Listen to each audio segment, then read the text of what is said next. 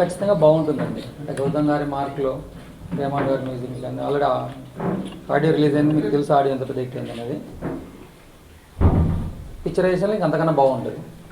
Release late ఏం లేదండి, అంటే జనరల్గా సినిమా స్టార్ట్ అయ్యి లాస్ట్ ఇయర్ మేలో స్టార్ట్ అయింది, ఇప్పుడు 1.5 year అవుతుంది. అంటే జనరల్గా గౌతమ్ గారి సినిమా అంటే ఎప్పుడైనా 1.5 year అనేది కామన్గా జరుగుతూనే ఉంటుంది.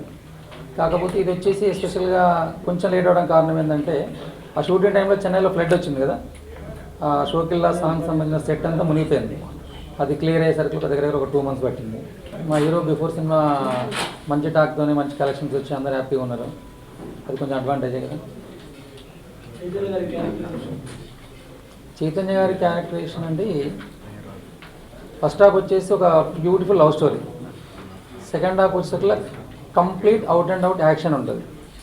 ఆ యాక్షన్ అంటే ఎలా ఉంటుందంటే ఏదో ఒక 5 minutes ఫైట్ అలా కాకుండా ఇంటర్వెల్కి ఒక 15-20 minutes బిఫోర్ స్టార్ట్ అయితే కంప్లీట్ సినిమా ఎండ్ అయ్యేదాకా మధ్యలో ఎక్కడ బ్రేక్ ఉండదండి. సాంగ్స్ ఉండవు, ఏమీ ఉండవు, కంటిన్యూషన్ చేజ్లు ఫైట్స్ యాక్షన్ ఇదే ఉంటుంది. అంటే సెకండ్ హాఫ్ అంతా అవుట్ అండ్ అవుట్ యాక్షనే ఉంటుంది. ఆ యాక్షన్ కూడా మన రెగ్యులర్ ఫైట్స్లా కాకుండా గౌతమ్ గారి స్టైల్లో ఉంటుంది. సాహసం శ్వాసగా సాగిపో టైటిల్ జస్టిఫికేషన్ ఏంటంటే హీరో హీరోయిన్ మధ్య లవ్ ఉంది కదా, అనుకోకుండా ఆ లవ్కి ఒక ప్రాబ్లం వచ్చినప్పుడు ఆ ప్రేమ కోసం ఎటువంటి సాహసం చేసింది అనేది. శ్రీవాసు నాకు మొదటి నుంచి బెస్ట్ ఫ్రెండ్ అండి. శ్రీవాస్ గారు ఆఫీస్లో వేరే మూవీ గురించి డిస్కస్ జరుగుతున్న టైంలో డిక్టేటర్ మూవీ ఆ టైంలో కొనగారు అదే మూవీకి వర్క్ చేస్తున్నారు, ఆ టైంలో తను అక్కడికి రావడం జరిగింది. మేము వేరే మూవీ గురించి మాట్లాడుకుంటుంటే దానికి కొంచెం టైం ఉందన్నట్టు. సార్ మీకు ఇంట్రెస్ట్ ఉంటే ఈ ప్రాజెక్ట్ ఉందండి, ఏఆర్ రెహమాన్ కాంబినేషన్లో గౌతమ్ గారి కాంబినేషన్లో నాగ చైతన్య బిఫోర్ ఏమయ్య చేసా కూడా చాలా మంచి హిట్ అయింది కదా, చాలా బాగుంది కథ కూడా నేను విన్నానని చెప్పి తను నాకు స్టోరీ నెరేట్ చేయడం జరిగింది. అదిగాక గౌతమ్ మీనన్ కాంబినేషను ఏఆర్ రెహమాన్ అంత మంచి కాంబినేషన్లో సినిమా అనేది ఫస్ట్ టైం ఇండస్ట్రీకి ఇంట్రడ్యూస్ అవ్వడం కూడా చాలా బాగుంటుంది అనే ఉద్దేశంతో సెకండ్ థాట్ లేకుండా ఇమీడియట్గా ఫైనల్ చేయడం జరిగింది. నాకు ఊహ తెలిసిన దగ్గర నుంచి సినిమా అంటే చాలా ఇష్టం అన్నట్టు. అయితే నాకు పర్టికులర్గా మా ఫ్యామిలీ పరంగా అయితే నాకు ఎవరు అంత లేరండి, కాకపోతే ఈ మధ్యకాలంలో అందరూ ఇదన్నట్టు. పర్సనల్గా నాకు ఎక్కువ అంటే వినాయక్ గారు. సినిమా అంటే చాలా ఉన్న ఇష్టం మీద ఈ కష్టాలు అనేది అంత పెద్దగా కష్టం అనిపించట్లేదండి. అందరి సహకారం ఉందండి. నాకైతే అందరూ మంచిగా రిసీవ్ చేసుకుంటున్నారు, మంచిగా మాట్లాడుతున్నారు. రీసెంట్గా ఒక 1 week బ్యాక్ అరవింద్ గారు కలిశారు, సినిమా ఇండస్ట్రీ ఎలా ఉండాలి ఏం చేయాలి చాలా మంచి విషయాలు చెప్పాడు. దిల్ రాజు గారికి ఆల్రెడీ మీకు తెలుసు, లాస్ట్ టైం కూడా వచ్చాడు. సినిమా అనేది బోయపాటి గారి సినిమా అంటే ఖచ్చితంగా ఆయన రేంజ్లో ఆయన మార్కులో ఉంటుంది. అది బడ్జెట్ ఎంతైనా అది కంప్లీట్గా 100% ఎఫర్ట్ చేస్తాం. కంటెంట్కి ఎన్నుకున్న సబ్జెక్ట్కి ఏదైతే అవసరమో దాన్ని 100% ఇప్పుడే కదండి, ఫ్యూచర్లో నెక్స్ట్ చేయబోయే సినిమాలకు కూడా సబ్జెక్ట్ ఏదైతే డిమాండ్ చేస్తో వాటిలో పెట్టడానికి ఎక్కడ మేము కాంప్రమైజ్ అవ్వం. అంటే సబ్జెక్ట్ ఇంపార్టెంట్, ఆ సబ్జెక్ట్ డిమాండ్ మేరకి డైరెక్టర్కి సాటిస్ఫాక్ట్ అయ్యే విధంగా చేయడానికి మంచి సినిమాకి ఎప్పుడు కూడా బిజినెస్ ఉంటుందండి. కాబట్టి బడ్జెట్ అనేది బోయపాటి గారి మీద నాకు తెలిసి ఎంత బడ్జెట్ పెట్టినా తక్కువని అనుకుంటాను నేనైతే. నాకు మొదటి నుంచి చిన్నప్పటి అంటే ఊహ తెలిసిన దగ్గర నుంచి నాకు సినిమాలంటే ఇష్టం అండి. ఇంకా కరెక్ట్ చెప్పాలంటే డైరెక్టర్ అవుదామని చెప్పి ఇండస్ట్రీకి వచ్చా కొద్దికాలం కొద్దిమంది దగ్గర డైరెక్టర్ కూడా వర్క్ చేశా, కానీ మధ్యలో ఇంట్లో డైరెక్షన్ డిపార్ట్మెంట్ వర్క్ చేయడం ఉన్న వ్యాపారాలు పెట్టుకొని ఎందుకని చెప్పి అన్నారు. కాబట్టి ఓకే ఇప్పుడు ప్రొడక్షన్ చేయడం పెట్టన్న ఉద్దేశంతోనే చేయడం జరుగుతుంది. నాకు పర్సనల్గా ఎందుకు రామ్ చరణ్తో చేయడం అంటే ఇష్టం అండి. సినిమాల హైలైట్స్ వచ్చేసి సినిమా మొత్తం హైలైట్ అయినండి. సాంగ్స్ చాలా అంటే ఈ మధ్యకాలంలో మీరు చూస్తే మనము ఒక ఆల్బంలో 5 songs ఉంటే 4 songs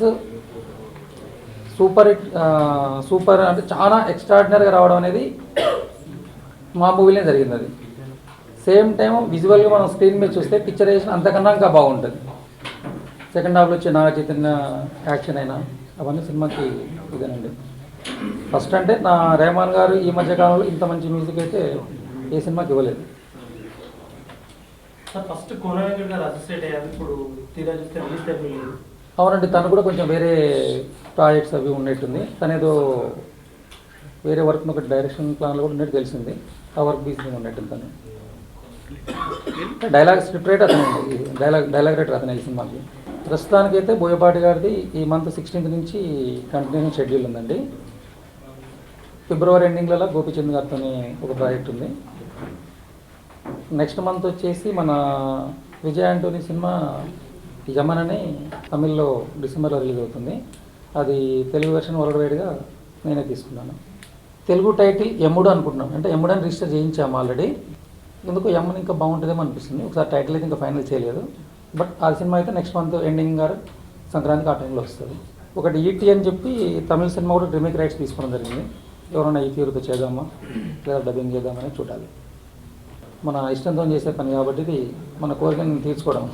రామ్ చరణ్ గారితో సినిమా చేయడం అంటే సినిమా చేయాలని ఇంట్రెస్ట్, అతనితో చేస్తానని అంటే అతను అవకాశం ఇస్తే ఎప్పుడైనా చేయడానికి రెడీగా ఉంటుంది.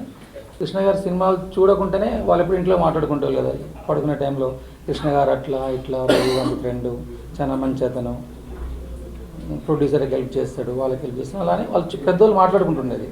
అలా మాట్లాడుకోవాలని వాళ్ళు ఏమో తెలియదు, అతను సినిమాలు చూడకుండా కృష్ణగారావు ఓకే అని చెప్పి అలానే అది కంటిన్యూషన్. మహేష్ గారు సినిమా కూడా చూడడం, ఫస్ట్ అతను ఏ సినిమా రిలీజ్ అయినా కానీ చూసేయడం అలవాటు అయిపోయింది. రామ్ చరణ్తో సినిమా చేయాలని ఇంట్రెస్ట్ అండి. అంటే రామ్ చరణ్తో మంచి సబ్జెక్ట్ ఉండి రామ్ చరణ్ గారు లాంటితో చేస్తే మంచిగా ఉంటుందని రామ్ చరణ్ చేయడం పర్సనల్ ఇంట్రెస్ట్. నవంబర్ 11th అండి సినిమా. వాస్తవానికి చాలామంది అనుకుంటుంటే కొంచెం లేట్ అయిన మాట వాస్తవమేనండి. లేట్ అయినా ఎప్పుడైనా కానీ కూడా సినిమా మాత్రం గౌతమ్ గారి మార్కులో ఉంటుంది. నవంబర్ 11th మీ ముందుకు వస్తుంది. ఆడియన్స్ చాలా పెద్ద సక్సెస్ చేశారు. సినిమాను కూడా అంతకుమించి సక్సెస్ చేసి ఆశీర్వదించాలని కోరుకుంటూ మీ సహాయ సహకారం మాకు ఎప్పుడు ఉండాలని